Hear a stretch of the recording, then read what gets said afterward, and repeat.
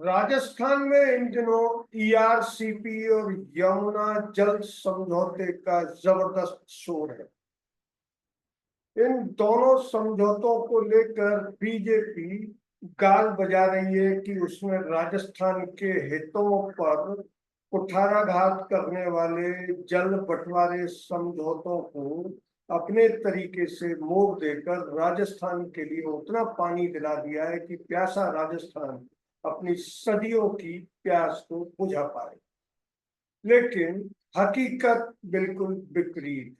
अभी राजस्थान का 6 MAF 0.6 million एकड़ फीट पानी पंजाब के पंजों के नीचे दबा है और पिछले 50-60 साल से हम उसको हासिल नहीं कर पाए। हालांकि राजीव लोंगोवाल समझौते में भी एक नया समझौता हुआ था आतंकवाद के दौर में, उसमें भी 0.6 MAF पानी के बंटवारे पर केंद्र सरकार की स्पष्ट रूलिंग थी। राजस्थान के अनेक मुख्यमंत्री इस पर लगातार दबाव बनाए हुए थे, लेकिन अभी तक वो मुद्दा सुलझा नहीं है और बीजेपी सरकार ने एक नया मुद्दा उछाल दिया है। इस पूरे मामले पर विशेषज्ञ टिप्पणी के लिए राजस्थान पत्रिका के पूर्व संपादक गोविंद चतुर्वेदी चर्चा करेंगे और स्पष्ट तौर पर बताएंगे कि क्या हो रहा है और होना क्या चाहिए और 0.6 MAF पानी हम अभी तक क्यों नहीं ले पाए। हम सीधे चलते हैं गोविंद जी की पास। नमस्कार। नमस्ते सुभाष जी, आपको पहल, और हमारे सब दर्शक श्रोताओं को नमस्कार। पहला सवाल, ईआरसीपी और यमुना जल समझौते की आड़ में कहीं 0.6 MAF पानी को भुला तो नहीं दिया जा रहा? सुभाष जी, आपने जो ओपनिंग रिमार्क्स दिए, मैं उनको आगे बढ़ाते हुए कहना चाहता हूं कि रावी, ब्यास और सतलज नदियों का पानी हो या यमुना का पानी हो या गंगा के पानी की बात हो, इन सब नदियों के पानी में हमारा हिस्सा बहुत स्पष्ट है। अनेक समझौते हुए हैं और उन समझौतों के साथ हमें पानी मिलना शुरू हुआ। अगर आप बात, लेकिन पहले आपके उसका जवाब दे दूं मैं, लेकिन कहीं न कहीं राजनीतिक इच्छा शक्ति की कमी के कारण हम अपने पानी के हिस्से को नहीं ले पाए, आज भी नहीं ले पा रहे। आपने कहा कि यमुना और इन दूसरे पानियों की आड़ में कहीं 0.6 मिलियन एकड़ फीट पानी भुला तो नहीं दिया जाएगा। आज की स्थिति तो ऐसी ही है। हम कितना पानी ले पा रहे हैं, कितना नहीं ले पा रहे, किसी को नहीं पता। जो आपने कहा कि क्या होना चाहिए, पूरी डिटेल्स इसमें करने के पहले चर्चा, मैं वहां एक चीज आपसे इस चर्चा को शुरू करते हुए कहना चाहता हूं कि सबसे पहले राजनीति को दरकिनार करके राजस्थान के हितों को सबसे ऊपर रखते हुए राजस्थान की वर्तमान सरकार को राजस्थान के न केवल पानी के हिस्सों पर कि हमारा विभिन्न नदियों में पानी का क्या हिस्सा है, कितना हमें मिल रहा है, नहीं मिल रहा तो क्यों नहीं मिल रहा, और जो नहीं मिल रहा उसके लिए हम क्या प्रयास करेंगे, बल्कि इसके साथ में बिजली के समझौतों पर भी, इसी तरह के अलग अलग बिजली पानी के समझौतों पर 2 श्वेत पत्र राजस्थान सरकार को जारी करने, और उन श्वेत पत्रों में बहुत ईमानदारी से, देखिए इसमें राजनीति का सवाल नहीं है और वर्तमान सरकार का भी सवाल नहीं है। वर्तमान सरकार तो इसलिए कि वो आज है, इसलिए उससे सवाल जवाब है, अन्यथा यह सारे सवाल 75 सालों के हैं कि हमको क्या मिला, कितना मिला, क्यों नहीं मिला, नहीं मिला तो क्यों नहीं ले पाए। तो 2 अलग अलग ये श्वेत पत्र जारी करते हुए फिर राजस्थान की सरकार को बहुत साफ मन से विपक्ष को साथ लेकर और जो भी लोग इस क्षेत्र में रुचि रखने वाले हैं उनको साथ लेकर और फिर केंद्र के साथ, मान लीजिए आज केंद्र में भी भाजपा की सरकार है, एनडीए की सरकार है, तो उससे हमको फिर हमारे हिस्सों की बात करनी चाहिए। ये तो मैं कहता हूं समाप्त करते हुए इस पर कि हमको क्या करना चाहिए, क्योंकि उससे एक तस्वीर हमारे सामने आ जाएगी। अब अगर हम बात करें, आपने रावी ब्यास की बात की, मैं अभी यमुना की और गंगा की उन नदियों के जल की बात नहीं कर रहा हूं, उनकी हम बाद में, एक लाइन में इतना ही कहना चाहता हूं कि इस पर हमने 94 से यमुना के पानी पे समझौतों को होते देखा है, शिलान्यास होते देखा है, नदी के जल के आने की खुशी में नारियल फूटते हुए भी देखे हैं। तब मुझे ध्यान है राजस्थान में उस दौर में बीजेपी की सरकार थी, भैरों सिंह जी चीफ मिनिस्टर थे, और मैं इतना कह सकता हूं कि भैरों सिंह जी ने इंटर स्टेट एग्रीमेंट्स को, विवादों को जितना विधानसभा में उठाया उतना शायद किसी और ने नहीं उठाया होगा। लेकिन इसे क्या कहूं मैं, शब्द अपने आप हमारे श्रोता और दर्शक लगाएंगे उसके लिए शब्द का अंदाजा। लेकिन मैं इतना ही कह सकता हूं कि बहुत दुर्भाग्यपूर्ण स्थिति थी कि जब विपक्ष के नेता के तौर पर उन्होंने ये सारे मुद्दे उठाए, लेकिन जब 2 बार मुख्यमंत्री बने, देश के उपराष्ट्रपति तक बने, लेकिन ना अकेले और ना अन्य दलों को साथ लेकर के, मतलब कुल मिला के मैं राजस्थान की बात करता हूं कि राजस्थान इस दिशा में कुछ नहीं कर पाया और 0.6 मिलियन एकड़ फीट पानी हमारा आज भी हमको नहीं मिल रहा। ये पानी हमको जो मिल रहा है ये किसी की मेहरबानी से नहीं है। जो 8 मिलियन एकड़ फीट भी मिल रहा है वो भी किसी की मेहरबानी से नहीं है। ये अंतरराष्ट्रीय और राष्ट्रीय समझौते होते हैं जिनके तहत ये पानी मिलता है। सतलज और रावी ब्यास का पानी सबसे पहले हमको मिलना शुरू हुआ 1920 में, तब बीकानेर के महाराजा गंगा सिंह जी का समझौता हुआ ब्रिटिश सरकार से, और उस समझौते के तहत वहां हमको ये पानी मिलना शुरू हुआ। बाद में फिर भारत पाकिस्तान के बीच जो इंडस संधि हुई उसके तहत हुआ, और उस संधि के तहत जब राज्यों में पानी का बंटवारा हुआ तो राजस्थान, पंजाब, हरियाणा, दिल्ली, इन सब में होते हमको 8.6 मिलियन एकड़ फीट पानी तय हुआ।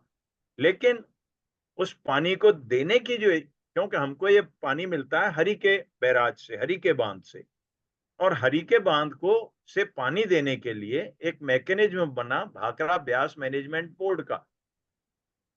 उस भाखड़ा ब्यास मैनेजमेंट बोर्ड पर कारण जो भी हो, लेकिन पंजाब का नियंत्रण हो गया पूरा, और उस नियंत्रण की वजह से ये पंजाब के हाथ में रहा कि वो किस राज्य को कितना पानी दे न दे।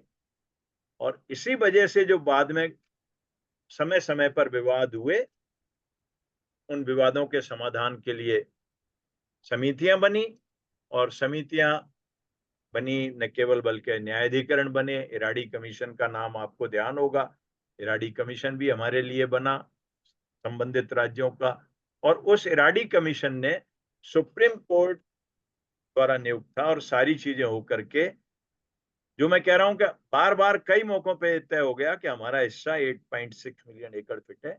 लेकिन जिस समझौते का आपने जिक्र किया, राजीव लोंगोवाल समझौते का, वो समझौता जब हुआ तो उसमें 0.6 और उसके पहले एक समझौता, अगर मुझे सन ध्यान सही आ रहा है तो 81 या 82 में था, और उन सब से ये तय हुआ कि 0.6 मिलियन एकड़ फीट पानी जो राजस्थान को नहीं मिल पा रहा है, और उसका कारण यह है कि राजस्थान उसके लिए जरूरी क्षमता विकसित नहीं कर पाया।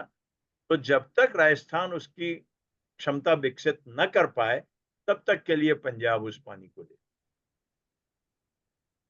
कायदे से इसकी कोई जरूरत नहीं थी। लेकिन ये जब हुआ, और उसके बाद फिर हमने इंदिरा गांधी नहर परियोजना अपनी इतनी बड़ी बना ली जो गंगानगर से हनुमानगढ़ और जैसलमेर, बाड़मेर तक जोधपुर होते हुए चली गई। तो उस क्षमता को विकसित करने के बाद हमारे पास पानी लेने के पूरे वो थे, लेकिन वो पानी हमको नहीं मिल पाया। इसकी लड़ाइयां भी खूब हुई, ये भी मैं नहीं कहता कि किसी सरकार ने प्रयास नहीं किए, सब सरकारों ने प्रयास किए, चाहे वो किसी भी दल की रही हो, लेकिन वो प्रयास कागज पर रहे और बैठकों तक रहे। पंजाब इस मामले में हम सब लोग जानते हैं कि वो बहुत भारी पड़ता है। मैं देश की बात करता हूं तो पंजाब की बात भी उसमें शामिल है, और मैं पंजाब को राजस्थान से कोई अलग नहीं कर रहा।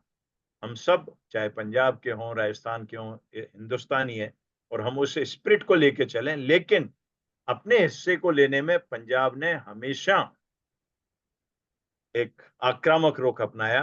और अगर आपको ध्यान हो तो बीच में, ये शायद कब की बात होगी, 2000 के बाद की किसी 4, समय की बात। हाँ, यस, 2004। वसुंधरा जी मुख्यमंत्री थी उस समय, मुझे ध्यान आ रहा है। और पंजाब ने एक बार, उस समय प्रकाश सिंह बादल वहां मुख्यमंत्री थे श्रोमणी अकाली दल के, और पंजाब की विधानसभा में उन्होंने उस समझौते को रद्द करने की बात करी। तब वसुंधरा जी ने और कांग्रेस, सारे लोग जो मिल करके थे, उन्होंने विधानसभा से प्रस्ताव भी पास किया। बाद में ऐसी स्थिति एक बार उस समय भी बनी जब ये अमरिंदर सिंह चीफ मिनिस्टर थे। लेकिन राजस्थान ने दोनों ही मौकों पे स्ट्रांगली बहुत इस बात को उठाया कि हमको हमारा हिस्सा मिलना चाहिए। मुझे ध्यान है बहुत बैठकों में, जब अंतर्राज्यीय बैठकें होती थी दिल्ली में, इन दिनों वो उस तरह की बैठकें, राष्ट्रीय एकता परिषद, राष्ट्रीय विकास परिषद, उनकी कम है। इवन योजना आयोग जो नीति आयोग बन गया उसकी भी कम है। लेकिन उस दौर में जब ये मीटिंग खूब होती थी, तो राजस्थान के तत्कालीन मुख्यमंत्री अशोक गहलोत ने अटल बिहारी वाजपेयी तक से सीधे बात की, जब वो रणजीत सागर के लोकार्पण के लिए पंजाब गए थे, और उन्होंने कहा कि ये सब हो रहा है, लेकिन इससे हमारे हिस्से का पानी नहीं रुकना चाहिए। लेकिन वो सारी बातें आज तक जस की तस हैं, और मुझे लगता है कि हमारा वो हिस्सा अभी रुका हुआ है। हमने क्षमता पूरी विकसित कर रखी है रावी, ब्यास और सतलज के पानी को लेने की, जितना मुझे ध्यान है। अब हमारी क्षमताओं में कोई कमी नहीं है। अब जरूरत इस बात की है कि हम पंजाब के साथ, हरियाणा के साथ, और जिन जिन चैनल से, जिन जिन नहरों से ये पानी आता है, उनके माध्यम से अपना पानी पूरा लेने की कोशिश करें। एक राजनीतिक दृढ़ इच्छा शक्ति की बात हम दिखाएं, और एक स्लोगन के तौर पर नहीं कह रहा, लेकिन डबल इंजन की जब सरकार की हम बात करते हैं, तो हम किसी का हक नहीं लेना चाहते, लेकिन वो उस डबल इंजन की सरकार से राजस्थान और राजस्थान के 8 करोड़ नागरिक ये उम्मीद तो करेंगे कि वो 0.6 मिलियन एकड़ फीट पानी हमारा, हो सकता है उससे थोड़ा कम हो सकता है उससे थोड़ा ज्यादा हो। और इसीलिए मैंने कहा कि हमारा कितना पानी हमको मिल रहा है, कितना नहीं मिल रहा है, क्यों नहीं मिल रहा है, इस पर एक श्वेत पत्र सरकार जारी करे, और उसके साथ मिलकर के, और इस इशू पे मुझे नहीं लगता कि कहीं कोई दलीय बातचीत होगी। विपक्ष भी बहुत मजबूत है अपने 70 सदस्यों के साथ, तो पक्ष विपक्ष को मिलके विधानसभा के एक प्रस्ताव के जरिए, जरूरत हो तो 200 एमएलए को जाकर के दिल्ली बैठ के, 25 एमएलए अभी तो लोकसभा के नए चुनाव हुए हैं, उन सब को लेके राज्यसभा के मेंबर, ये सब जाएं दिल्ली, बैठे, बैठना पड़े तो, लेकिन हमको हमारा हिस्सा पूरा लेना चाहिए। पंजाब, हरियाणा, राजस्थान, दिल्ली और जम्मू कश्मीर, इनका रावी व्यास सतलुज में हिस्सा है। पंजाब का हिस्सा 4.22 MAF है, मिलियन एकड़ फीट है। हरियाणा का 3.50 मिलियन एकड़ फीट है। राजस्थान का 8.6 मिलियन एकड़ फीट है। दिल्ली को भी जलापूर्ति के लिए 0.20 मिलियन एकड़ फीट, और जम्मू कश्मीर को 0.65 मिलियन एकड़ फीट। ये एक बंटवारा है पानी का जो रावी व्यास सतलुज में मिला है। इस बंटवारे में पंजाब न हरियाणा को देना चाहता है, न राजस्थान को देना चाहता है, न दिल्ली को देना चाहता है, न जम्मू कश्मीर को देना चाहता है। मैं एक सवाल आपसे ये करना चाह रहा हूँ कि पंजाब इन दिनों दुनिया की सबसे भीषण सेम समस्या से जूझ रहा है, यानी वाटर लॉगिंग से। अति सिंचाई से पंजाब की जमीनें बर्बाद हो चुकी हैं और वाटर लॉगिंग हो गया है। अगर ऐसे ही चला तो अगले 1-2 दशक में वो देश को खाद्यान्न की आपूर्ति भी शायद कर पाएगा या नहीं कर पाएगा। इसके बावजूद पंजाब इस पानी को अपने पेट को बीमार करके, स्वयं को बीमार करके भी दूसरों का हिस्सा क्यों दबा के रखना चाहता? नहीं सुभाष जी, इसमें टेंडेंसी जो मैंने कहा वही है कि एक तो आक्रामकता उसकी हो गई, दूसरे क्या है कि ये जो वोटों की राजनीति है, बहुत स्पष्ट तौर पे हम बात करें तो जनता को या किसान को, उसको हम बताते नहीं, समझाते नहीं, और हम केवल वोटों के लिए, जैसे मान लीजिए जो हमने जिक्र किया कि बीच में पंजाब ने प्रस्ताव पास कर दिया कि हम किसी को भी, राजस्थान, हरियाणा, जम्मू कश्मीर, दिल्ली, किसी को भी पानी नहीं देंगे, प्रस्ताव पास कर दिया विधानसभा ने। तो ऐसा होता नहीं, जो आप कह रहे हैं वो समस्या कई जगह पर है देश में। तो इसका रास्ता ये है कि हम नदियों के इस जल को, जो राष्ट्रीय संपत्ति की तरह है, खास तौर पर उन नदियों के पानी को जो कई राज्यों से होकर के बहती हैं या दूसरे देशों से होकर के हमारे यहाँ होती हुई निकलती है, कितना पानी हमारे यहाँ से आज भी सोचिए आपके समुद्र में व्यर्थ जा रहा है। अगर हम इनको चैनलाइज कर लें, जो वाजपेयी जी ने, आपको ध्यान होगा, स्कीम दी थी नदियों को जोड़ने की, तो इसमें राज्यों के हितों की रक्षा सबसे पहले की जानी चाहिए, इसमें कोई दो राय नहीं। मैं नहीं कहता कि राजस्थान को पानी नहीं मिलना चाहिए या पंजाब को नहीं मिलना चाहिए या हरियाणा को या दिल्ली को या जम्मू कश्मीर को। अगर दिल्ली के लोग, या दक्षिण में आप देखिए कावेरी नदी का विवाद, क्या विवाद है तमिलनाडु, कर्नाटक, इन राज्यों के बीच, मतलब मरने मारने की नौबत आ जाती है वहां पे। एक दूसरे राज्यों के लोग, हम हिंदुस्तान के लोग हैं, क्या हमको इस स्थिति तक जाना चाहिए? पानी है, पानी सबके लिए है, और सबकी प्यास मिटाने की हमको कोशिश करनी चाहिए, सबके खेतों को पानी मिले। और इतना पानी हमारे पास है कि हम बहुत रीजनेबली पूरे देश के राज्यों में खेती के लिए खूब पानी दे सकते हैं। कितना पानी व्यर्थ जाता है, उस व्यर्थ जाने वाले पानी को रोक करके, बरसाती पानी को रोक करके, जहां जैसी जरूरत हो, तो जो मैंने कहा कि सबसे पहले हम उन राज्यों को की जरूरतों को पूरा करें जहां से होके नदियां जा रही हैं, नदियां निकल रही हैं। लेकिन अगर हम केवल इसी सिद्धांत पर काम करेंगे, जैसा पंजाब चाह रहा है कि केवल वही पानी रखे, दूसरे राज्यों को न दे, तो उन राज्यों की क्या स्थिति होगी जहां नदियां है ही नहीं। हम केवल एक चंबल, एक नदी है हमारे पास जो 12 महीने बहती है, चंबल के अलावा हमारे पास कुछ नहीं है। उस पर भी जिस तरह की अभी राजनीति हो रही है, मध्य प्रदेश ने हमारा हिस्सा रोक लिया, दिल्ली इंटरवीन करता नहीं, मतलब ये चर्चा है, इसलिए जिक्र करना लाजमी है कि हम सिर्फ इसलिए कि राजस्थान में कांग्रेस की सरकार है, पिछले 5 साल हम ईआरसीपी को शुरू ही नहीं करते।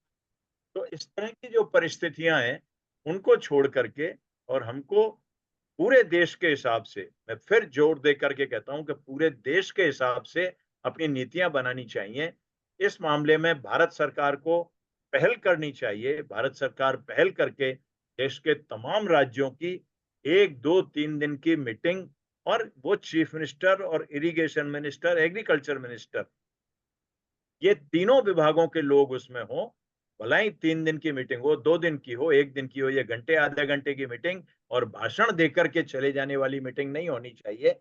हर राज्य अपनी बात करे, और उस 2, 3 दिन की मीटिंग के बाद फिर भारत सरकार ये तय करे कि किस तरह से, जिन हर राज्य को कितना पानी चाहिए, कितना नहीं चाहिए, एक पूल बना करके पूरे पानी का, उस तरह का प्रयास होना चाहिए।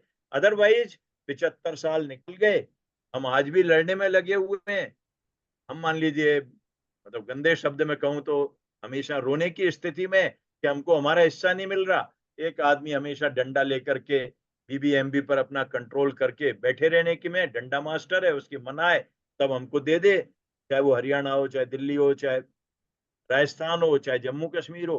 तो ये सूरत भारत सरकार को, और अगर जरूरत पड़े, मतलब ट्राइब्यूनल जैसी स्थिति आनी नहीं चाहिए देश में। मतलब लोकतांत्रिक सरकारें हैं, संघीय ढांचा है, इस संघीय ढांचे में सबको मिलजुल करके एक बहुत अच्छा समझौता, सिद्धांत और फिर तंत्र विकसित करना चाहिए कि रोज रोज की इन चीजों पर कहासुनी, झगड़े, फसाद की नौबत ही ना आए।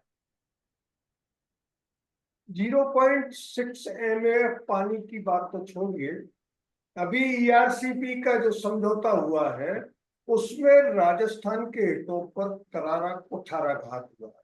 विशेषज्ञ बता रहे हैं कि अब राजस्थान के बांध MP से जो पानी मिलेगा वो 4 साल में एक बार बने। 4 साल में एक बार भरने के इसी समझौते को लागू कराने के लिए पिछली बार यानी अशोक गहलोत सरकार के समय केंद्रीय जल संसाधन मंत्री ने गलत बयानबाजी की और उसकी वजह से अब जैसे ही नई सरकार आई है उसने MP की उस शब्द को स्वीकार किया। विशेषज्ञ बता रहे हैं कि 4 साल में एक बार बांध भरने से हमारा पैसा व्यर्थ जाएगा। ERCP में जितनी भी नहरें बनेंगी उनको हम लगातार पानी की आपूर्ति नहीं कर पाएंगे। ऐसा ही यमुना जल समझौते में हुआ है, जबकि भैरव सिंह शेखावत जो पूर्व चीफ मिनिस्टर थे वो इस बात के लिए अड़े हुए थे और पिछले चीफ मिनिस्टर्स जिनमें अशोक गहलोत जी हैं, वसुंधरा राजे हैं, उन्होंने भी कभी समझौता नहीं किया। लेकिन ये सरकार जिसे अभी पर्ची सरकार करार दिया जा रहा है वो मुझे लग रहा है कि झुकने वाली, जल समझौतों पर, राजस्थान के हितों पर कुठाराघात करने वाली सरकार बन गई है। तो इस सरकार को अब क्या करना चाहिए कि राजस्थान के हितों पर कुठाराघात नहीं हो और प्यासे राजस्थान को उसके हिस्से का पानी मिले और हमारे जो खेत हैं उनको भी सिंचाई के लिए पूरा पानी मिले। सुभाष जी, मैं फिर वही बात कहता हूं कि राजस्थान सरकार को सबसे पहले और बिना किसी उसके, भाई मुख्यमंत्री हो या आज की सरकार हो, उनका अकेले का कोई जिम्मा नहीं है, उनका अकेले का कोई दोष भी नहीं, लेकिन उनके पास ये अवसर है कि वो अब तक जो हुआ 75 साल में राजस्थान के पार्ट पे जो कमी रही उसको दूर करके और राजस्थान को उसके हिस्से का हक दिलाने में बहुत बड़ा रोल अदा कर सकते हैं। उस रोल अदा करने में फिर डबल इंजन की सरकार का बड़ा रोल हो सकता है। प्रश्न यही है कि एक राजनीतिक इच्छा शक्ति दिखानी होगी। और जो आपने कहा कि मैं उस शब्द को रिपीट करूंगा कि पर्ची सरकार, तो पर्ची सरकार नहीं, आज तो सरकार है राजस्थान की, उसको राजस्थान के 8 करोड़ लोगों को अपने पीछे मानना चाहिए। और सबसे पहले मैं रिपीट करूंगा कि सबसे पहले एक श्वेत पत्र इस सरकार को करना चाहिए जिसमें विभिन्न माध्यमों से, विभिन्न समझौतों से राजस्थान को कितना पानी तय हुआ, कितना मिल रहा है, और फिर आगे जो बचा हुआ हिस्सा है हमारा, उसके लिए हम, चाहे वो यमुना का हो, चाहे गंगा का हो, चाहे रावी, ब्यास और सतलज का हो, इसके अलावा और बहुत से इशू हैं सुभाष जी जिन पर हमको काम करना चाहिए। और आगे आकर के फिर जब कोशिश करें तो मुझे लगता है कि बहुत बड़ा राजस्थान का भला हो सकता है। और जो आप कह रहे हैं कि जहां पानी नहीं मिल रहा, अभी हम खेत की बात तो बाद में करें, अभी तो पीने का संकट कितना बड़ा है। और बहुत अफसोस होता है जब हम सुनते हैं कि दिल्ली के लोगों को पीने का पानी नहीं है। दिल्ली में कौन लोग हैं? दिल्ली में राजस्थान के भी हैं, दिल्ली में पूरा देश है, मुंबई में पूरा देश है। तो इन सब लोगों के पानी की समस्या, लेकिन अभी हम बात राजस्थान की कर रहे हैं, तो राजस्थान की बात करने के लिए ये जरूरी है कि हम उस पूरी विवरण के साथ, आज बताइए आप, हमने ERCP का समझौता किया। मैं दावे से कह सकता हूं कि राजस्थान के कोई 10-5 लोगों को अगर मालूम हो तो भले मालूम हो, लेकिन किसी को नहीं मालूम कि उस समझौते में क्या है। और ऐसे एक नहीं, इस बीच में 2-5 समझौते हुए हैं जिसमें जनता को पता ही नहीं। तो सबसे पहले तो राजस्थान की सरकार को यही करना चाहिए कि यमुना का समझौता उसने क्या किया, ERCP में क्या समझौता हुआ, इससे हुआ, जो पार्टी थी उनसे हुआ, या गैर वाजिब पार्टियों से समझौता हो गया। जितना हक हमारा पिछले समझौतों में था, पिछले समझौतों का आज भी हमको मालूम है, आपको मालूम है। हम बात कर रहे हैं कि गंगा के पानी में हमारा इतना हो सकता है, यमुना में हमारा इतना है, रावी, ब्यास में हमारा इतना है, इतना पानी अभी विवाद में है। लेकिन ईआरसीपी में इस सरकार ने क्या किया वो किसी को पता नहीं। तो ये कूलड़ी में गुड़ फोड़ने वाली जो बात है, ये न रख करके और खुले मन से, मैं फिर कह रहा हूं कि जिम्मा किसी एक का नहीं है। जिम्मा राजस्थान में 1947 और उसके बाद 52 में जो पहली सरकार बनी उससे लेके अब तक की सब सरकारों का है। तो उस दोष को अपने आप अपने माथे लेने के बजाय खुले मन से सरकार को आगे आके काम करना चाहिए और खुले मन से सब लोगों को साथ लेके ये लड़ाई लड़नी चाहिए, ताकि भविष्य के संकटों को हम दूर कर पाए। अन्यथा जितने भी टाइम सरकार रहे, 5 साल रहे, पूरा टर्म करके और चले जाने की सूरत होगी। मुझे नहीं लगता कि उससे राजस्थान का कोई भला, पानी कम के से कम इस पानी के मामले में फिलहाल जो स्थिति दिख रही है वो सिर्फ गाल बजाने की दिख रही है। पिछली सरकारों ने भी हो सकता है कि कहीं लापरवाही की हो, लेकिन मौजूदा सरकार सिर्फ गाल बजा रही है। मैं सीधा आरोप इसलिए लगा रहा हूं कि मेरी कई विशेषज्ञों से बात हुई है और वो कह रहे हैं कि ईआरसीपी में राजस्थान के हितों को बलि चढ़ा दिया गया और सिर्फ राजनीतिक लाभ के लिए एमपी को तगड़े लाभ दे दिए गए। और ठीक वैसी ही स्थिति जैसी रावी व्यास प्रबंधन बोर्ड की है, वही इस चंबल ईआरसीपी से संबंधित जो बोर्ड बनेगा उसमें एमपी का अपर हैंड रहेगा। तो उन स्थितियों में क्या किया जाए? मैं सिर्फ एक चीज और जोड़ना चाहता हूं।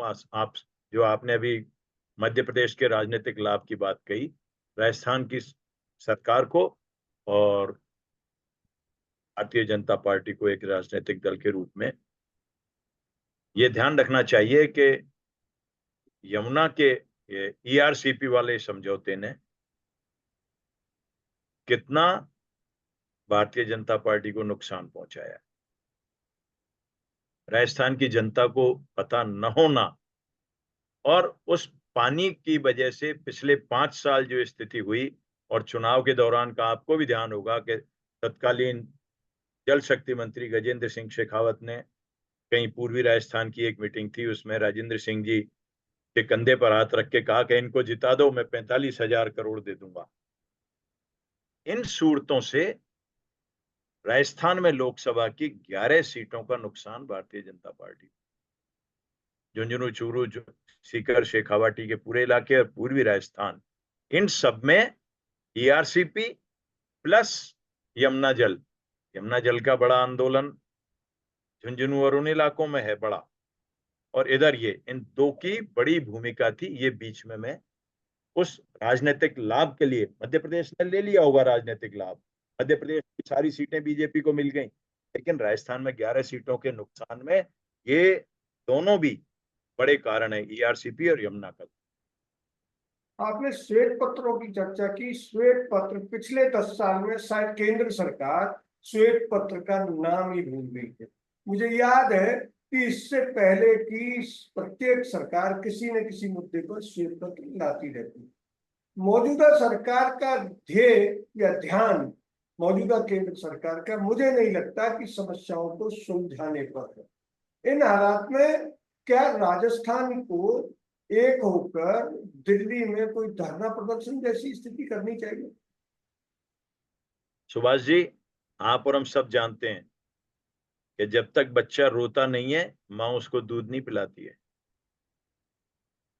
और बच्चा जितना तेज रोता है उतना ही माँ दौड़ करके उसके पास आती है। तो आप जो कह रहे हैं, मैं उसमें बिल्कुल इस बात को समर्थन देता हूं कि हमको मजबूती के साथ अपनी बात कहने के लिए, और फिर वो जो एक पुरानी कहावत है, unity is the strength, divided we finish. तो अगर हम मिलकर के रहेंगे, राजस्थान राजनीति करिए ना, कोई भी सरकार हो, मैं किसी एक सरकार और किसी एक पार्टी की और किसी एक राजनीतिक दल की बात नहीं कर रहा हूं। राजनीति पूरे 5 साल करने की जरूरत नहीं है, राजनीति को चुनाव के 6 महीने कर लीजिए, लेकिन निर्वाचित होने के बाद फिर आप विपक्ष हो या विपक्ष हो, राजस्थान की सरकार बीजेपी की सरकार नहीं है। बीजेपी एक पॉलिटिकल पार्टी है, या दिल्ली की सरकार एनडीए की गवर्नमेंट नहीं है, वो देश की सरकार है, वही देश के प्रधानमंत्री हैं, ये राजस्थान के मुख्यमंत्री हैं। तो उसी भावना के साथ सबको साथ लेके, पक्ष या विपक्ष, अगर हम सत्ता की बात करें, सरकार की बात करें, तो वहां भी घनश्याम तिवाड़ी जैसे दिग्गज खिलाड़ी मौजूद हैं, किरोड़ीलाल मीणा मौजूद हैं, और भी लोग हैं जो जानते हैं। इसी तरह विपक्ष में हम जाकर के, सत्ता पक्ष में वसुंधरा राजे सिंधिया पूर्व मुख्यमंत्री के तौर पर, उनकी हैसियत कम नहीं है, उनकी समझ कम नहीं है। इसी तरह हम पक्ष में जाएं, विपक्ष में जाएं, तो पूर्व मुख्यमंत्री अशोक गहलोत और दूसरे दीगर नेता वहां मौजूद हैं।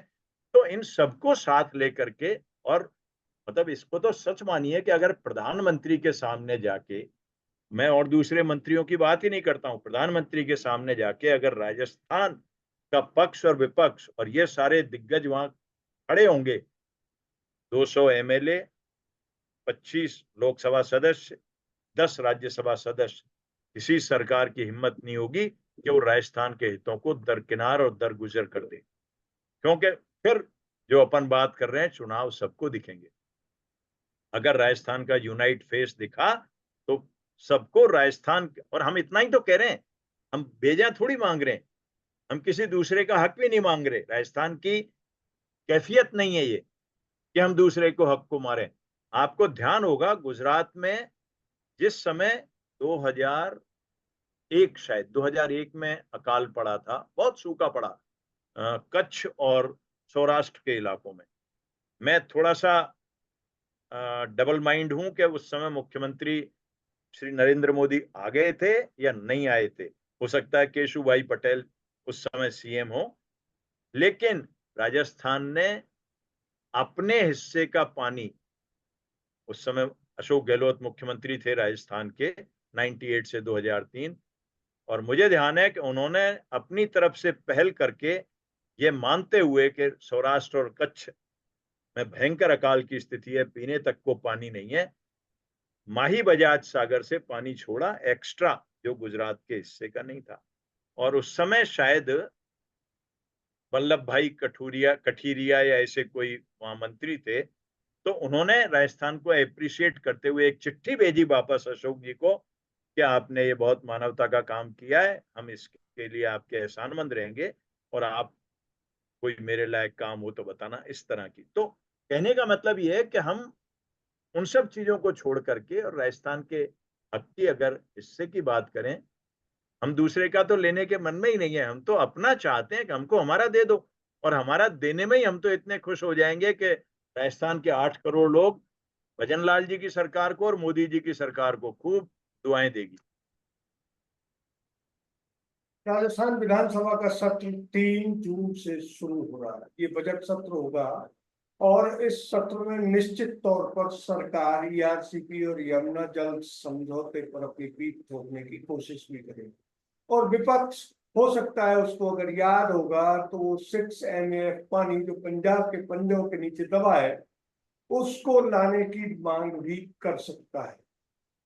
इन हालात में जब सत्र शुरू हो रहा है और इन दोनों समझौतों का ढिंढोरा पीटा जाए या पीठ थोपी जाए, तो विपक्ष को कैसी रणनीति अपनानी चाहिए कि सरकार इनका ढिंढोरा पीटने की अपेक्षा सीधे 6 MAF पानी पर ध्यान केंद्रित करे, क्योंकि राजस्थान के लिए वो जीवन मरण का प्रश्न है। राजस्थान का रेगिस्तान आज भी प्यासा है।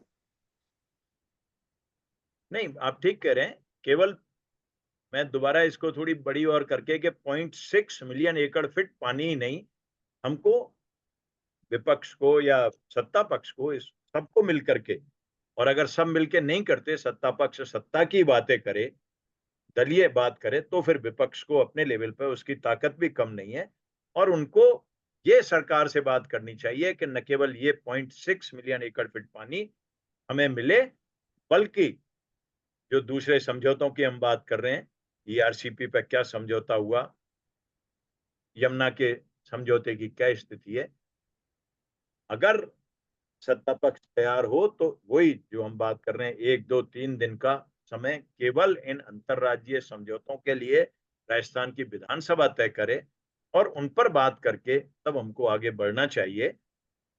और मुझे लगता है जिस तरह की अखबारों में खबरें आ रही हैं, तो विपक्ष उसकी तैयारी भी कर रहा है।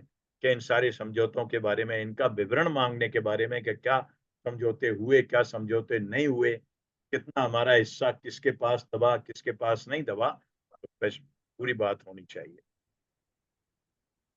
राजस्थान के हिस्से के पानी को लेकर इतिहास से लेकर वर्तमान तक के हालात पर गोविंद जी ने जो कुछ तस्वीर सामने रखी, उसमें अगर दर्शक और श्रोता भी अपना योगदान देंगे और हमारे चैनल पर इस कमेंट करके बताएंगे कि राजस्थान को क्या करना चाहिए, तो निश्चित तौर पर प्यासे राजस्थान का कंठ आने वाले समय में तर हो सकता है।